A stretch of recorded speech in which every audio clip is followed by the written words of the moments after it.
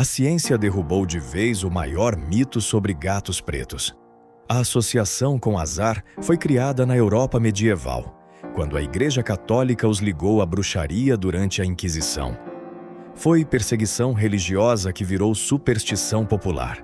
A realidade científica é outra.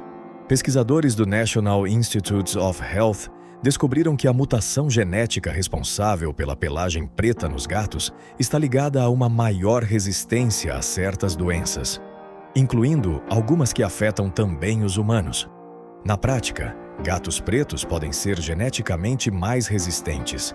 E culturalmente, no Japão, no Egito Antigo e na Escócia, gato preto sempre foi símbolo de sorte e proteção. Você foi enganado por uma superstição medieval. Comenta aqui, você tem ou já teve um gato preto?